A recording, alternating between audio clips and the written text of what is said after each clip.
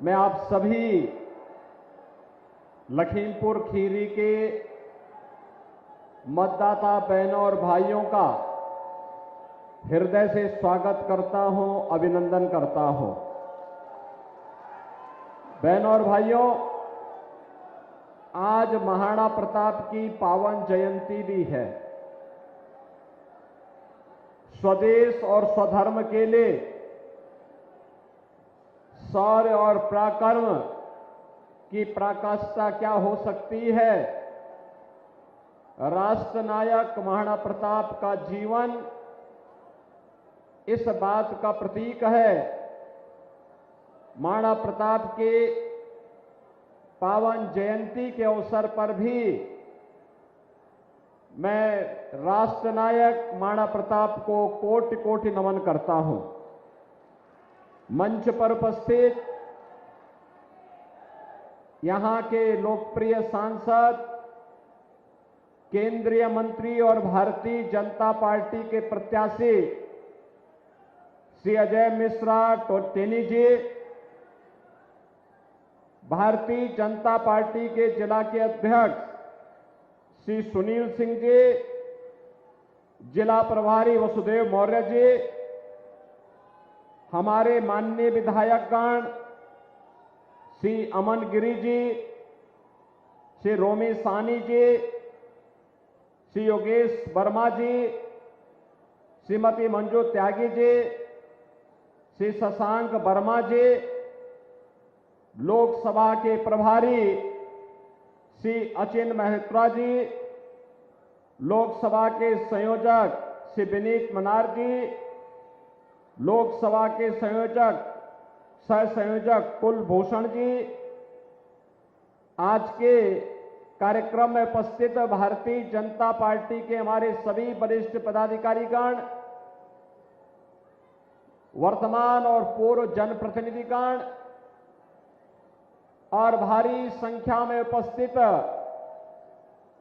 बाबा गोला गोकर्णनाथ की इस पावन धरती से जुड़े हुए सभी उपस्थित बहनों और भाइयों, लोकसभा चुनाव के अब तक 3 चरण पूरे हो चुके हैं। बहनों और भाइयों,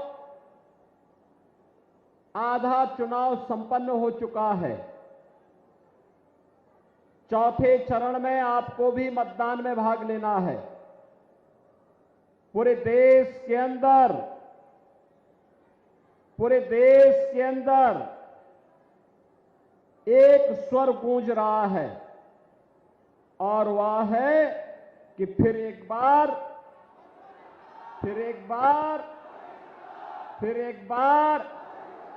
मोदी सरकार का।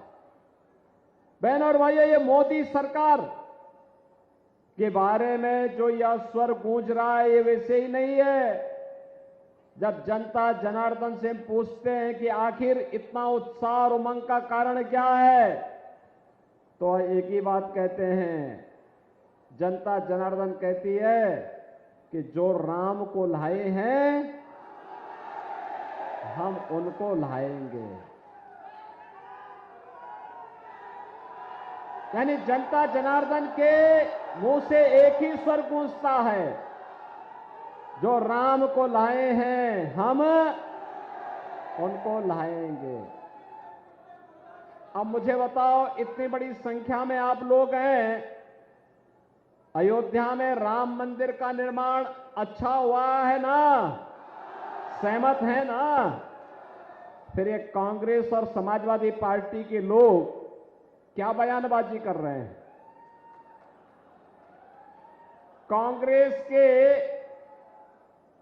एक कथित बुद्धिजीवी ने क्या कहा? उन्होंने कहा कि राम मंदिर का निर्माण अनावश्यक है। ये राहुल गांधी के सलाहकार हैं और ऐसे ही समाजवादी पार्टी के राष्ट्रीय महासचिव हैं। उनका बयान आया है राम मंदिर का निर्माण बेकार हुआ है। बहनों और भाइयों, जैसे जैसे चुनाव अपने अंतिम दौर की तरफ आगे बढ़ता जा रहा है, चुनाव में भी दो चीजें साफ दिखाई दे रही हैं। एक तरफ जो भारत के सम्मान के लिए, भारत की सुरक्षा के लिए, भारत के विकास के लिए, गरीब कल्याण के लिए बिना भेदभाव के शासन की योजना का लाभ गांव, गरीब, किसान, नौजवान, महिलाएं, समाज के प्रत्येक तबके को मिले।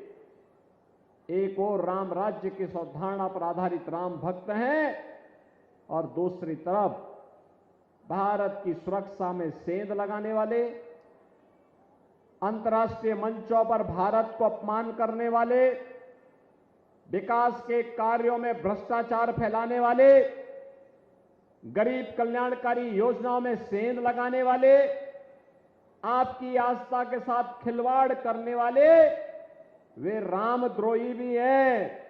जो रामद्रोही राम मंदिर का विरोध पहले भी करते थे और आज भी कर रहे हैं।